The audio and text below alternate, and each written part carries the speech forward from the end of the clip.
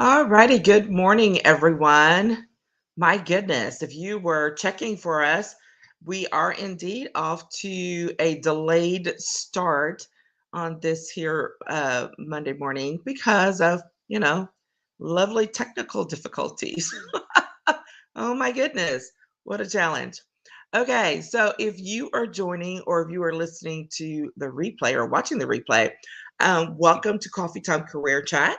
My name is Patricia Hayes. I am an executive advisor, career empowerment coach, and authentic networking strategist. And all that means is I love working with people who are truly looking to up level in their careers and their businesses and to reach that in a new and empowered level, new and empowered way, I should say, and building on the successes that they've had before and going to the next level, right?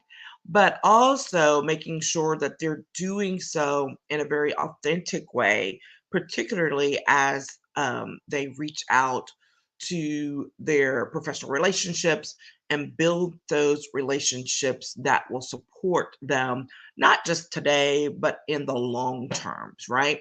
So we want long term, sustainable, authentic relationships so that we can have long term, professional success, whatever that might be and whatever that might look like for you. So, welcome. And today we are talking about and finishing up a series. We're talking about looking beyond your circle for inspiration. And I kind of thought it was time to revive this topic. It is one we've done before, but I wanted to revive it and bring it back because it is that time of the year, right? Where we've made it through the first 3 months of the year. And now it's a matter of what do we need to do to keep moving forward?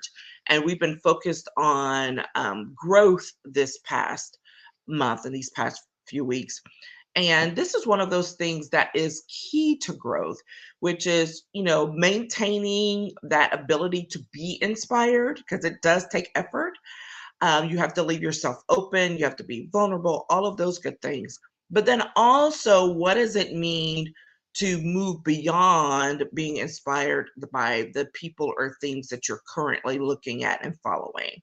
Because that takes deliberate effort as well. That's what we're going to talk about today while we work through it. But first, let's take a look back at inspiration.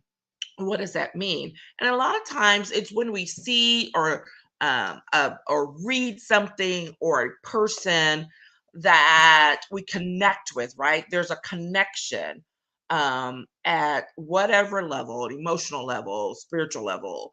Um, just there's a connection there, and that connection causes us to feel good about something, to say, "Oh my gosh, this is great," and it rebuilds or creates some confidence that we did not have perhaps. And it also helps in shifting our mindset. It's that old thing of like, they are showing me that I can do this, right? They're saying, or I'm reading this and it's like I can do whatever it is that I want to do next, or however I approach, or helping you to feel confident that you're not out on an island by yourself. And so inspiration can sometimes lead to action, but not all of the time. And I make that distinction because sometimes people have to be motivated to take that inspiration that then motivates you to take action. And when you're motivated by something, you then are ready to jump in and take the action that you need to. And that's a little distinction I wanted to make up front because we're talking about utilizing inspiration that will feed you into taking action. Not to just sit there and say, "Oh, that was lovely. That made me feel really good," and then move on. That's not what we're talking about here. Okay. So I want to lay that out up front. Now, this we want to get through. We got 4 things we want to point out about this looking beyond your circle for inspiration piece. The first one is that we have to be willing to release old habits that no longer serve you. Here we are back to that habit conversation. Here's the thing, there's a couple of different things in there. Old habits, well, first, you have to release. right? So that means you're holding on to something. They're old habits. So they're things that you've been doing. I'm not going to say that they're bad. Some of them may have become bad habits or whatever, but they're just old habits. So they could have been good things, but they're old. They've been around a while. And here's the third part to that. They don't serve you anymore. So even if it's a great habit, it was a good habit, but it's no longer serving you, well, guess what? Now you're taking a step backwards. And what does all that mean? It's like it gets to that point where you're about to be stuck in the past, which is not where you want to be. Yes. And you're comfortable. And we all like being comfortable sometimes, but when you're ready to move to the next level of where you want to be professionally, you have to let go of your comfort. That's that's another point. We'll get to that later. But when we're talking about releasing those old habits that no longer serve you, what is this going to require? My favorite word, reflection. This means you're going to have to sit down and literally, it's not even about having an honest conversation with yourself. Because before you have the conversation, you just really need to assess like what is it that you are doing? Who are the people you're hanging out with? What are the things that you're looking to do or that you've been doing? And then have that conversation with yourself about, well, is this still working for me or no? Or am I doing this just because, it feels good, it's nice, it's low effort, whatever that thing might be. Okay. If, and then let's get to that point of it, but is it still serving you? And this is probably where we have the most difficulty, right? In being honest with ourselves about whether something is still serving us. Because it's so easy to continue along a path and to continue doing something because, it's easy, it's comfortable, you know what to expect, right?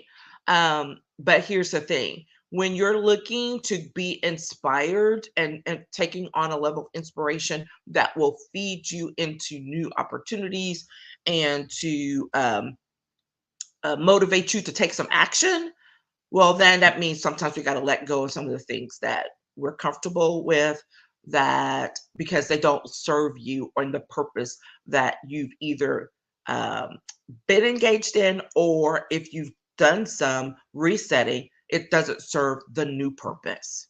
Okay. So it's really important. This is a real important first step. Release those old habits that no longer serve you. Okay.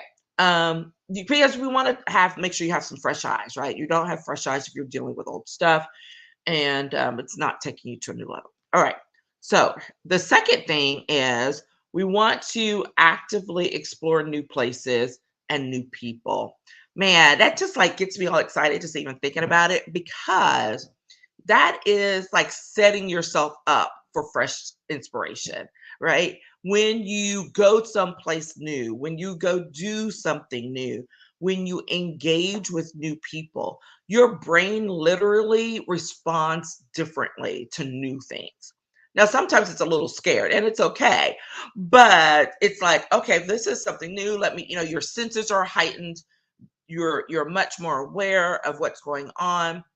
And guess what? That means you are open to being able to being inspired by that new thing, by identifying something fresh, right? What's the fresh thing that you really want to be able to get engaged in? Well, how about going into, someplace new, going to meet some new people, put yourself in places where those things can happen. Now, I'm going to give you a caveat, because what if I were to tell you, fine, go to your old place, go hang out with your old people? And you're like, but that's the opposite of what you just said, except for I'm going to say, do those things in a new way.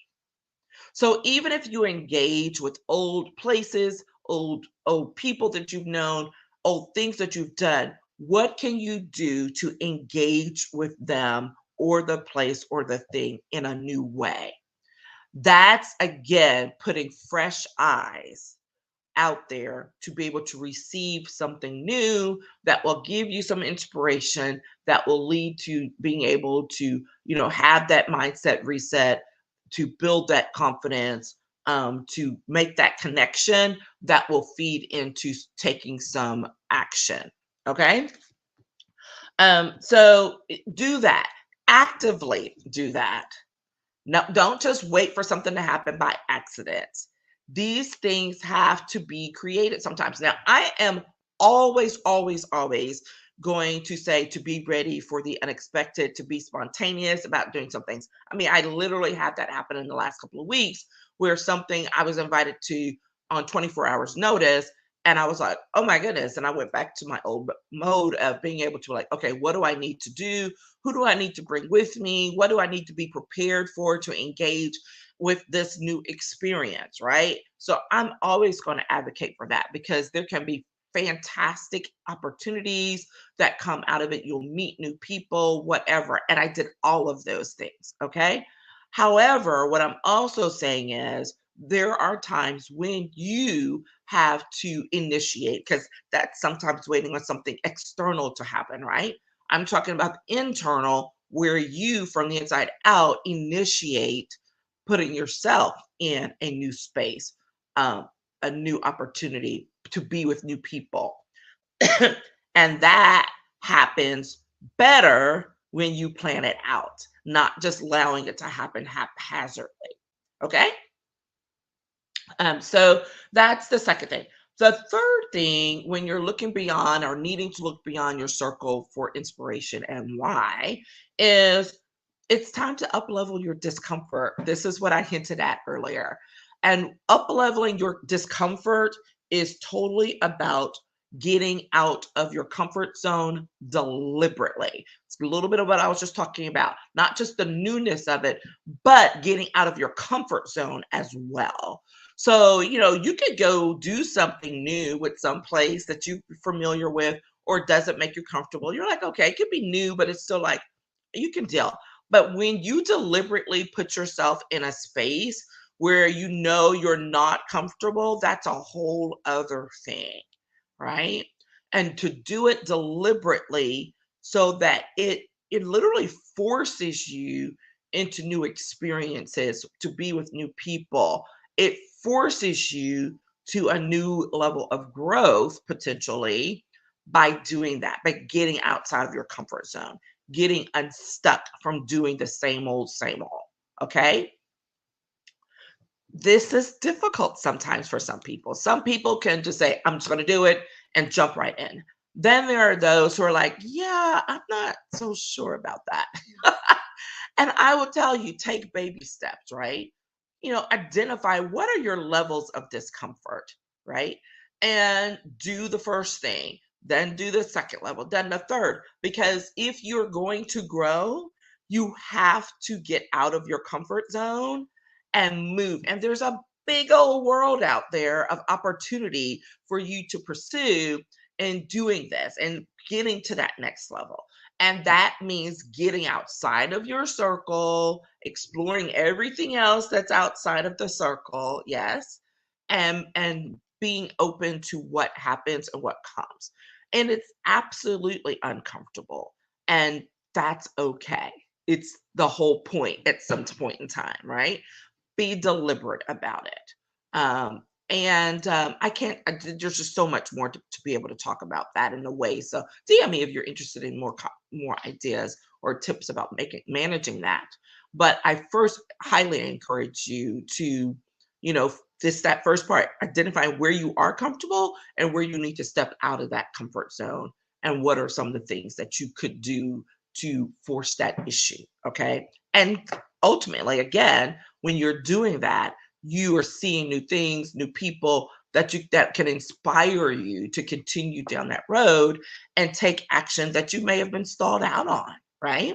Because you can now see there's somebody there who's doing it or who's talking about it or who believes what you believe. And you're like, oh my gosh, yes, and it's reinvigorating.